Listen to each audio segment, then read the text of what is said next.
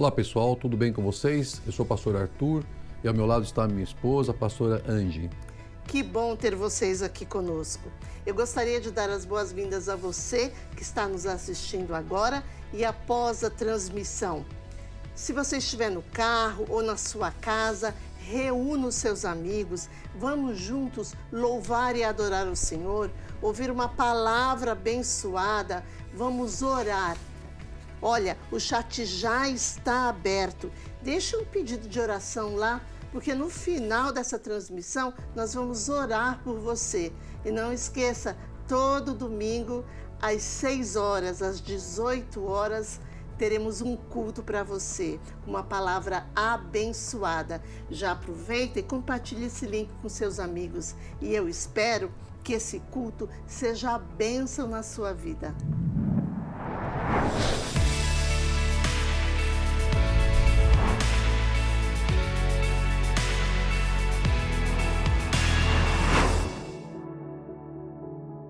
Vamos agora entrar no momento de adoração.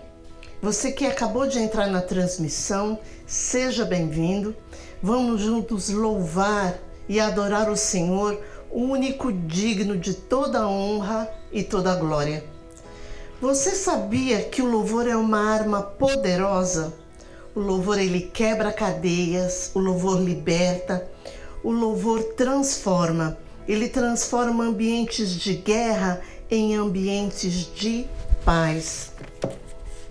Eu queria falar brevemente com vocês hoje sobre ciladas. E para isso, eu vou pedir para vocês abrirem as suas Bíblias em Salmos 91. Nós vamos ler do versículo 1 ao 3. Aquele que habita no esconderijo do Altíssimo, à sombra do Onipotente descansará. Direi do Senhor, Ele é o meu Deus, o meu refúgio, a minha fortaleza, e nele confiarei. Versículo 3.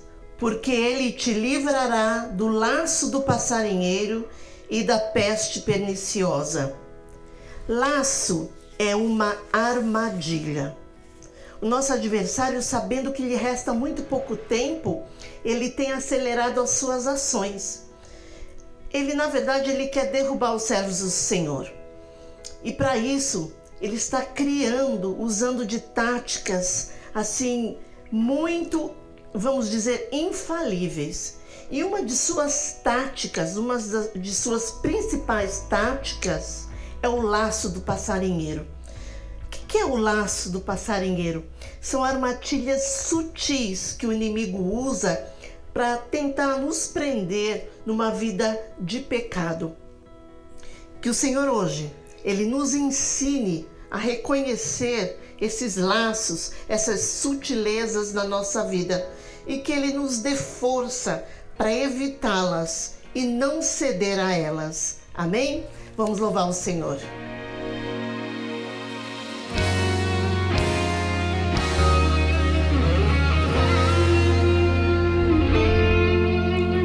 Eu sei que foi pago um alto preço para que contigo eu fosse o meu irmão. Quando Jesus derramou sua vida, Ele pensava em ti, Ele pensava em mim, pensava em nós.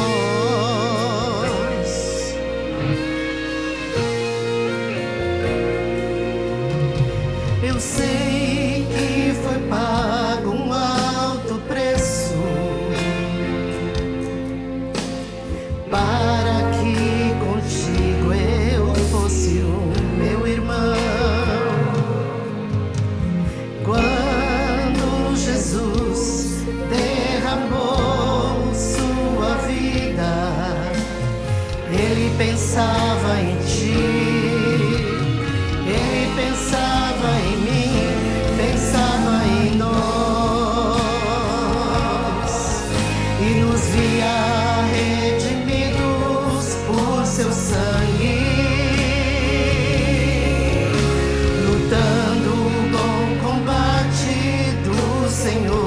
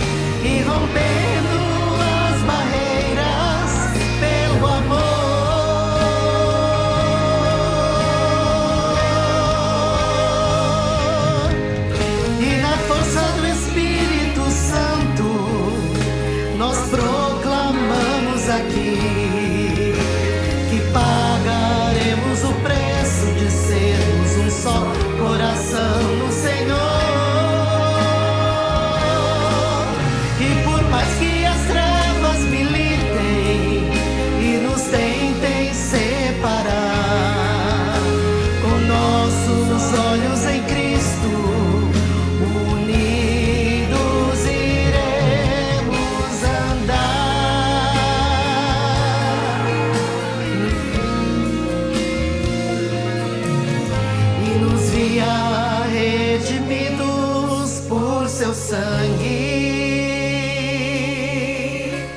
lutando o bom combate do Senhor,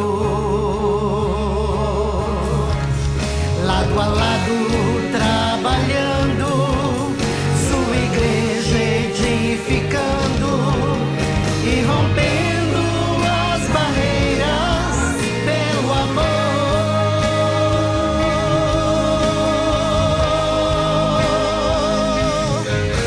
E na força do Espírito Santo nós proclamamos aqui que pagaremos o preço de sermos um só coração no Senhor. E por mais que as trevas militem e nos tentem separar, com nossos olhos em Cristo, unidos iremos andar. Unidos iremos andar. Unidos iremos andar.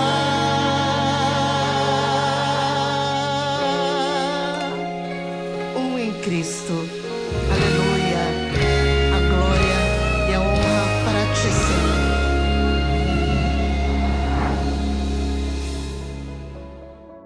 A paz do Senhor, amado irmão, amada irmã, é uma alegria nós estarmos aqui novamente nesse culto. Eu espero que Deus fale grandemente ao seu coração através da palavra que Ele tem a nos trazer nesse momento.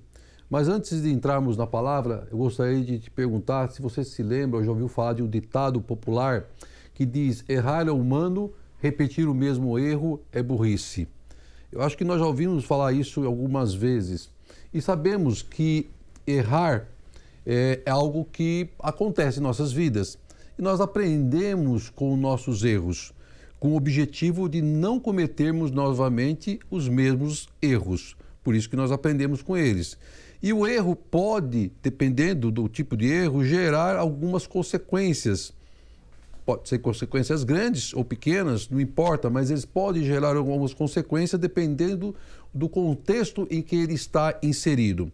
Eu quero citar como exemplo, na história, dois fatos que marcaram o mundo, marcaram a humanidade e que foram ocasionados por erros humanos. Um deles é o naufrágio do navio Titanic. Todos acredito que já ouviram falar, assistiram até o filme, né, que foi ganhador de Oscars.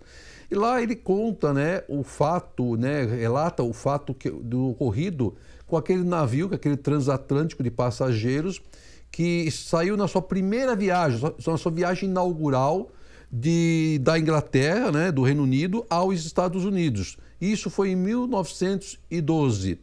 Para a época, ele era considerado um navio com toda a melhor em tecnologia, em estrutura, e muitos falavam que era um navio que era impossível de afundar. Só que a tripulação, o comandante, ignorou os avisos de iceberg e que poderiam estar no seu caminho, poderiam estar na sua rota. E ele continuou a seguir na mesma velocidade, sem reduzi-la para o seu destino. Só que foi exatamente um iceberg que provocou o naufrágio daquele navio, matando 1.517 pessoas por um erro. Outro grande erro que ficou para a história foi a explosão da usina nuclear de Chernobyl, na Rússia. Foi em 1986, isso gerou um impacto do mundo inteiro. Muitas vidas foram perdidas no momento da explosão, muitas vidas foram perdidas após a explosão em virtude da radiação. O local onde estava a usina, a cidade foi toda desocupada e hoje é uma cidade deserta, uma cidade fantasma, e aquilo tudo foi provocado por um erro, né, da equipe, né, que estava fazendo os testes na usina, né, e esse erro provocou a sua explosão. Em ambos os casos, o erro poderia ter sido evitado se os seus profissionais, se as pessoas que ali estavam tivessem tido um pouco mais de atenção, preocupação, um pouco mais de olhar naquilo que elas estavam fazendo, né, e não se distraindo com nada. Alguns, nem todos, né, dos erros que nós cometemos passam assim despercebidos. São poucos que passam despercebidos, porque a maioria gera uma consequências em nossas vidas ou na vida de alguma pessoa, né? Agora, o que nós temos que aprender, né, que o erro ele vem para nos moldar e vem para nos ensinar que temos que mudar a nossa forma de agir e de fazer, para que aquilo não se repita, porque ele pode prejudicar as nossas vidas, pode prejudicar aos nossos superiores em caso de profissão na empresa, pode prejudicar os clientes da empresa e pode prejudicar a empresa que você trabalha. É por isso que precisamos ficar atentos. E você, já aprendeu com seus erros? Reconhecer os nossos erros significa que nós não vamos mais errar? Não, não significa isso. O erro faz parte das nossas vidas e nós cada vez mais vamos aprendendo com eles. E quando erramos com Deus, podemos dizer que é um erro ou que é um pecado? Você já pensou sobre isso? Se nós olharmos no dicionário o significado de errar, lá está escrito que errar é deixar de acertar, errar um alvo, uma meta, uma conta. Pecar é cometer uma falta, pecou contra os bons costumes, não cumpriu os mandamentos. Em outras palavras, biblicamente, eu, pastor Arthur, não vejo diferença entre errar e pecar quando a gente fala a respeito do mandamento do Senhor. Porque como errar com Deus se não pecar? Se nós erramos com o que Deus nos ensina, nós estamos pecando. Se não cumprimos os seus mandamentos, erramos e pecamos. E o que a palavra de Deus fala sobre errar ou sobre pecar? O pecado nada mais é do que nos afastarmos de Deus, do que transgredirmos os mandamentos do Pai. A passagem que eu entendo que define com clareza a gravidade do pecado está em Romanos 6:23 e diz assim: porque o salário do pecado é a morte, mas o dom gratuito de Deus é a vida eterna em Cristo Jesus nosso Senhor. Veja bem, Deus está afirmando nessa passagem que o pecado tem uma terrível consequência para o homem, a morte do espírito, ele se afastar de Deus. É uma palavra dura, é uma palavra que os pregadores gostam de trazer? Não. Ninguém gosta de tocar na ferida, ninguém gosta de falar de pecado, das consequências de pecado. Mas nós temos que tratar desse tema, porque ele é importante para o nosso crescimento espiritual. Nós precisamos tratar de temas bíblicos, segundo a palavra nos ensina, para ganharmos cada vez mais intimidade com Deus e nos afastarmos das astutas ciladas do diabo, que inclusive foi falado pela minha esposa no início desse culto. Então, o pecado seria um erro cometido em transgredir a palavra de Deus e transgredir os mandamentos de Deus. Mas você sabia que houve tempo em que o homem não tinha pecado? Você deve estar pensando, como assim, pastor? O homem sem pecado? Que é isso? Como assim? A palavra diz lá em Romanos 3:10, como está escrito, não há um justo, nenhum sequer. Como o homem poderia não ter pecado? Eu quero te provar isso biblicamente, meu irmão e minha irmã, que houve um tempo em que o homem não tinha pecado. E não estou falando de Jesus. E quero convidar você, né, a buscar lá em Gênesis 1, versículo 26 e 27, que diz: E disse Deus, façamos o homem à nossa imagem, conforme a nossa semelhança, e domine sobre os peixes do mar, e sobre as aves dos céus, e sobre o gado, e sobre toda a terra, e sobre todo réptil que se move sobre a terra. E criou Deus o homem à sua imagem, a imagem de Deus o criou. O homem e mulher os criou. Presta atenção, irmão. O homem foi formado por Deus à sua imagem e semelhança, sem pecado. Ele foi formado sem pecado. Não havia pecado em Adão. Não havia pecado em Eva quando eles foram formados. Então Deus, com seu imenso amor, separa então no quintal da sua casa, a terra, vamos dizer que fosse o quintal da casa de Deus. No quintal da casa de Deus, Deus separa um pedaço, e nesse pedaço de quintal, ele forma um jardim, o Jardim do Éden, exclusivamente, unicamente para o homem. E nesse jardim, Deus coloca o homem com tudo que ele precisaria para sobreviver, com tudo que ele necessitaria. Não é maravilhoso? Olha que diz lá em Gênesis 2:8. E plantou o Senhor Deus um jardim no Éden, ao lado oriental, e pôs ali o homem que tinha formado. Veja que maravilha, o jardim feito por Deus, especialmente para o homem. Adão, o homem, tinha tudo que ele precisava a seu favor. Alimento à vontade, domínio sobre todo ser vivente. Ele mesmo deu nome aos animais. Proteção do próprio Deus. Não sabia o que era enfermidade. Não passava frio mesmo estando nu. Não precisava se preocupar com nada. Era o mundo ideal, perfeito, sem maldade, sem pecado.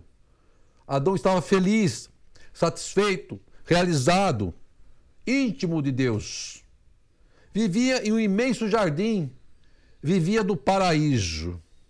Só tinha um detalhe, só tinha uma ordenança da parte do Senhor, importantíssimo, que ele precisava obedecer, que ele precisava ficar atento para continuar a viver aquela vida abençoada. Ele tinha que ficar longe, distante da árvore do conhecimento do bem e do mal. Não podia cometer um deslize, não podia pisar na bola. Gênesis 2:16. E ordenou o Senhor Deus ao homem, dizendo: de toda árvore do jardim comerás livremente. Qualquer árvore você pode ter aí, ver, gostou do fruto, vai lá e come. Mas da árvore do conhecimento do bem e do mal, dela não comerás, porque no dia em que delas comeres, certamente morrerás. A palavra era clara. A palavra era direto. Aí, como diz lá o pastor Cláudio Duarte, que às vezes eu gosto de assistir porque dou muita risada com os cultos dele, e ele fala um pouquinho dessa passagem, né? E diz que ele fala o seguinte, e que Deus olhou para Adão e disse: Adão, tu está feliz, muito feliz, homem. Adão, toda essa sua felicidade está me incomodando. Vai dormir que vou te arrumar um problema. Então Adão foi dormir. E nós sabemos o problema que ele estava se referindo. Então Deus arrumou para Adão uma mulher. Fantástico, o pastor Cláudio Duarte diz. Continua a dizer no sermão dele: irmão, onde está escrito na Bíblia que Adão estava insatisfeito, pediu para Deus uma mulher? Me mostra, me aponta. Ele estava felizão, ele não pediu nada. E Deus deu para ele uma mulher. E ele continua, e aí nós citamos lá no versículo 2, versículo 21, perdão, no livro de Gênesis 2:21. Então o Senhor Deus fez cair um sono pesado sobre Adão, e este adormeceu. E tomou uma das suas costelas e cerrou a carne em seu lugar. E da costela que o Senhor Deus tomou do homem, formou uma mulher e trouxe a Adão. Pronto. Começou os problemas do homem. Conta estourada, cartão de crédito sem limite, falação no ouvido. Deus errou? É claro que Deus não errou. O homem continuava sem pecado. A mulher que Deus lhe dera não tinha pecado. Eles continuavam no paraíso. Eles continuavam embaixo das bênçãos do Senhor. Tudo continuava lindo, tudo continuava perfeito, tudo continuava segundo o que Deus preparou para a vida deles. Ele passou a ter uma companheira. E sua vida melhorou com a chegada da mulher. E quando foi que surgiu então o problema? Quando ela resolveu ir ao shopping? Não. Ou pediu para Deus um cartão de crédito adicional da conta do marido? Não. O problema veio quando ela passou a não vigiar. O problema veio quando o homem e a mulher passaram a não vigiar e desobedeceram a palavra de Deus, a ordenança do Senhor. Aí o pecado veio sobre a vida deles. Foi querer dar uma volta perto da árvore proibida. Precisava um jardim daquele tamanho? Precisava passar lá na árvore proibida? Com um jardim enorme, com tudo que ele tinha ao seu dispor para usufruir? Precisava desejar tomar do fruto da árvore proibida? Tinha que ficar frente a frente o pecado?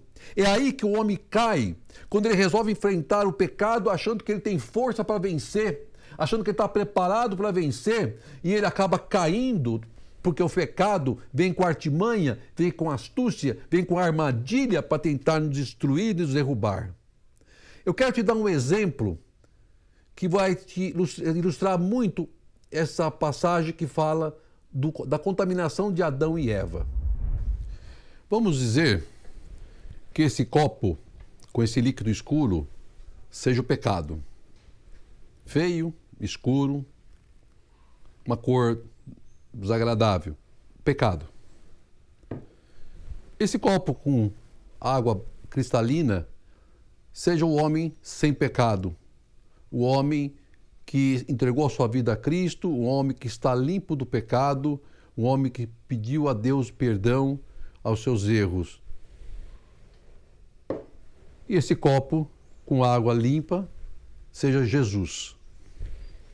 O homem que dá brecha ao pecado, que dá brecha às ciladas do Satanás, ele começa a se contaminar. E o que era limpo começa a ficar escuro, começa a ficar manchado, começa a ficar pecador. O homem que era limpo se torna pecador, porque ele deu brecha, ele permitiu que o pecado entrasse em sua vida. Ele permitiu que a sua vida fosse contaminada pelo pecado. E como ele faz para ficar limpo novamente? Como ele faz para que tenha um coração puro novamente? Ele busca em Jesus o socorro. Ele busca em Deus o socorro. Ele busca no Senhor, né, a salvação e o perdão do seu pecado. Então Cristo vem, o Espírito Santo vem e entra na sua vida e o limpa de todo o pecado. E quando Deus entra na nossa vida, não há pecado que suporte. Todo pecado é limpo. E Jesus vem e nos limpa do pecado. Então, o pecado gera consequências terríveis na vida do homem. Mas Cristo é o que vem para nos limpar, é o que vem para cuidar de nós. Na vida de Adão, na vida de Eva, nós vemos uma situação em que o pecado entrou na vida deles. Isso está relatado em Gênesis 3, versículo 6 e versículo 7, que diz: E viu a mulher que aquela árvore era boa para se comer e agradável aos olhos, e a árvore desejável para dar entendimento, tomou do seu fruto e comeu e deu ao seu marido, e ele comeu com ela. Então foram abertos os olhos de ambos, e conheceram que estavam nus, e coseram folhas de figueira, e fizeram para si aventais ou vestes. O homem deu brecha para o pecado, para o erro. A concupiscência, da carne, ele percebeu que a árvore era boa, que o alimento era agradável. Então, o que aconteceu? E aquilo que parecia bom tinha um veneno que estaria trazendo para ele o pecado pela desobediência. Ele tomou do fruto proibido junto com a sua mulher, consumiu do fruto proibido e com isso seus olhos foram abertos. A concupiscência dos olhos era agradável aos olhos, o fruto era agradável aos olhos. Satanás nos mostra o que queremos ver, o que é agradável aos nossos olhos. Por isso que nós temos lá em Mateus 5:29 dizendo: se o olho direito fizer pecar, arranque-o e o lance fora. É melhor perder uma parte do seu corpo do que ser todo ele lançado no inferno. Aí nós vemos a soberba da vida, querer conhecer o desconhecido, querer se tornar mais sábio do que Deus, e o que o tornaria homens e mulheres tolos, em desobedecer à voz do Senhor. A tentação se mostrou irresistível. A tentação se mostrou de uma forma agradável. E isso provocou na vida daqueles dois a desobediência de Adão e de Eva. Mas da árvore do conhecimento do bem e do mal, dela não comerás, diz a palavra. Com o pecado veio o quê? As consequências. Todo pecado tem suas consequências. Enquanto estavam limpos, sem pecado, a nudez não fazia diferença. Com o pecado, a primeira coisa que Adão e Eva viram foram a nudez. Seus corpos despidos. Seus olhos foram abertos e souberam que estavam nus. Lá, Gênesis 3:7. A nudez representou a queda do homem. O homem sem pecado passou a ser um homem sujo, pecador. Igual a água que eu mostrei para vocês, água suja, pecadora. A partir daí, começou a luta da carne contra o espírito.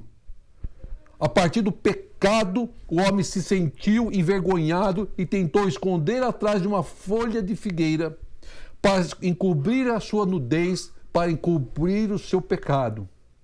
O homem achou ser capaz de se esconder de Deus entre as árvores do jardim que o próprio Deus criou, de que o próprio Deus formou. Tentou se esconder do Criador em sua própria casa, como se fosse possível. A presença de Deus, que antes era momento de felicidade, passou a ser momento de terror para a vida dos pecadores. Passaram a temer a Deus. A partir desse dia, Adão e Eva morreram espiritualmente. É uma palavra difícil. O homem pode até tentar, mas nada fica oculto aos olhos do Senhor. Está lá em Hebreus. É só você ir lá, Hebreus 4, versículo 13, diz assim: nada em toda a criação está oculto aos olhos de Deus. Nada está oculto aos olhos de Deus. Tudo que está descoberto e exposto diante dos olhos daquele a quem havemos de prestar contas. É pura verdade, nada fica oculto. As consequências do pecado são terríveis. Pense em tudo que Adão e Eva perderam por causa do erro que cometeram em desobedecer, em pecarem. Foram expulsos do jardim que foi especialmente feito por Deus para que eles vivessem.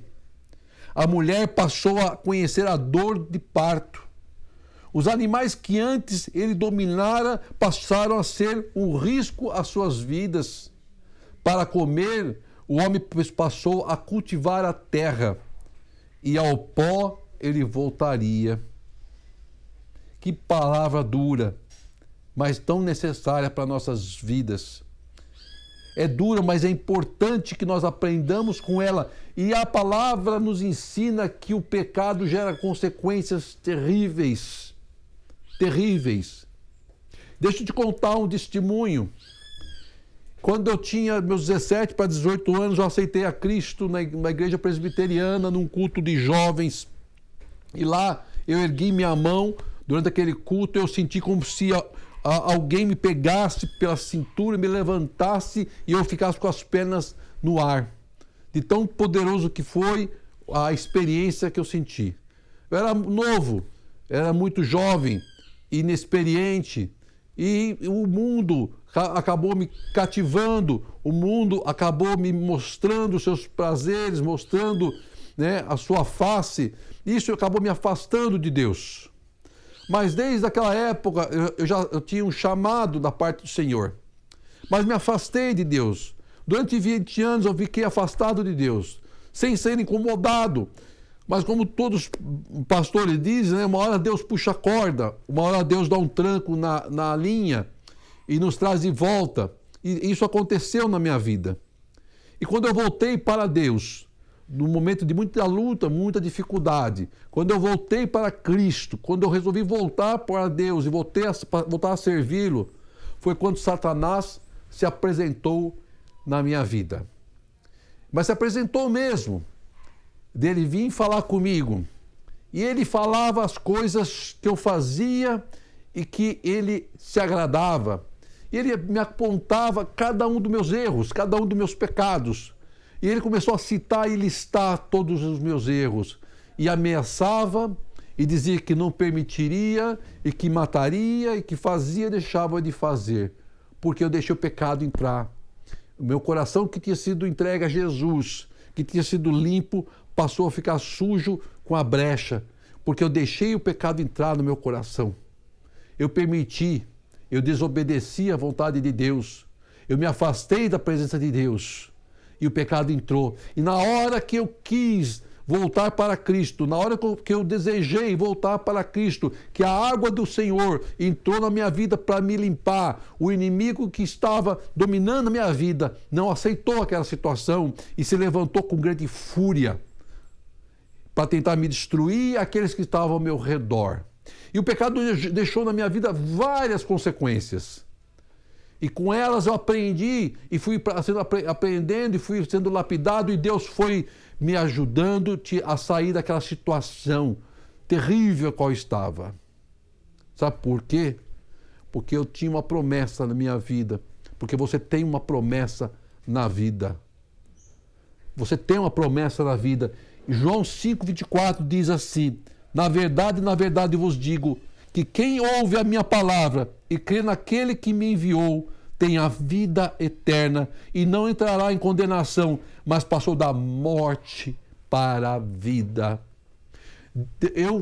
Nós falamos hoje sobre pecado para mostrar que o pecado é vencido através do amor de Deus sobre nossas vidas. E nós saímos de uma situação de morte para uma situação de vida. Na época, Adão e Eva não tinham conhecimento e não sabiam que haveria um Cristo. Mas mesmo com o pecado deles, Deus não desamparou. Gerou consequências e nós sabemos as consequências que foram geradas de Caim e Abel. Nós sabemos o que aconteceu. As consequências do pecado que foram de geração para geração. E antes que seja tarde, meu irmão, eu te clamo para que você se dobre, que você se renda aos pés do Senhor e peça para Deus te limpar de todo o pecado, para você ficar como essa água limpa, sem pecado. Se renda aos pés do Senhor, porque Satanás está ao seu derredor, bramando como leão, esperando você dar uma brecha para entrar e para destruir a tua vida, da sua família, do seu trabalho, dos seus sonhos, dos seus planos. É isso que ele quer. Por isso, eu peço que você preste atenção na palavra do Senhor. É dura, mas ela é importante para a sua vida. É uma palavra difícil? É difícil. Mas como que você quer ser? Como essa água transparente, na presença de Deus? Ou como aquela água suja, cheia de pecado, sem vida? Viva o amor de Deus. Viva as promessas do Senhor. Viva a alegria de estar na presença de Deus. Deixa Deus trabalhar na sua vida. Deixa Ele fazer o seu futuro acontecer. Deixa Ele escrever a tua história. Saia, abandone o pecado, abandone o mundo, porque o que Deus tem para te oferecer é muito melhor do que o mundo tem para te entregar, mas muito, meu irmão. Então busque a presença de Deus. Eu tenho certeza, tenho absoluta, meu irmão, que as promessas de Deus na sua vida vão te surpreender no nome de Jesus. Amém e amém.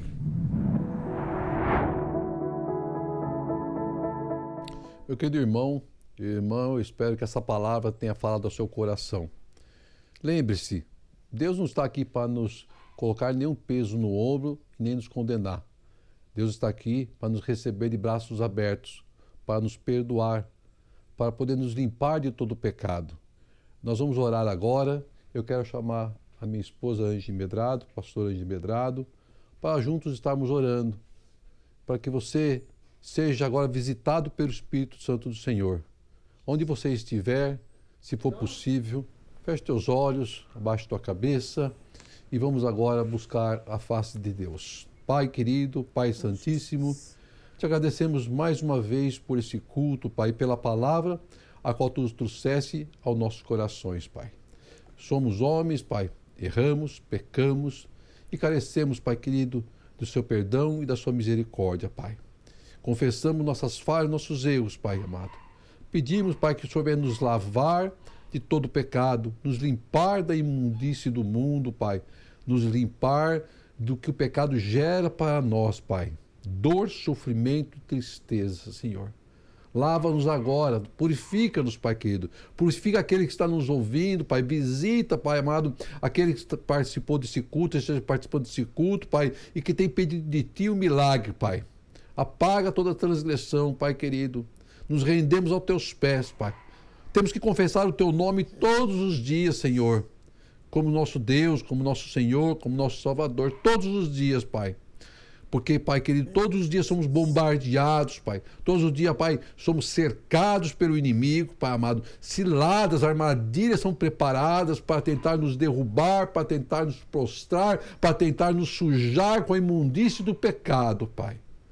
Mas o Cristo, Pai, o Teu Filho, Pai querido, que teve morte de cruz, Pai, carregou nos seus ombros os nossos pecados, Pai, para que nesse momento a gente possa ter essa comunhão, possamos ter, Pai, de Ti essa misericórdia, possamos receber de Ti, Pai amado, a Tua bênção, Pai, a Tua unção, e sermos lavados, remidos, Pai, em Cristo Jesus. Visita cada um agora, Amém, Pai. Jesus. Visita cada lar, Pai. Visita cada empresa, Pai. Visita cada negócio, cada trabalho, Pai. Visita, Pai, Tua igreja, Amém, Pai querido. Jesus. Porque a Tua igreja está pedindo socorro, Pai amado. Porque nós temos visto o pecado, Pai amado, entrar nas igrejas, Pai, nas vidas, Pai querido, dos santos, Senhor.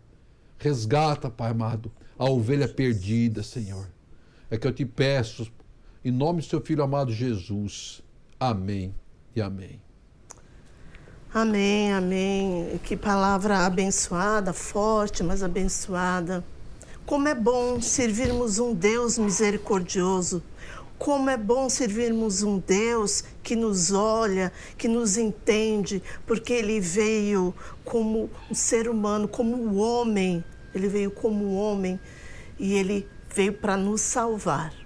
E Ele nos entende, e Ele é misericordioso. Amém.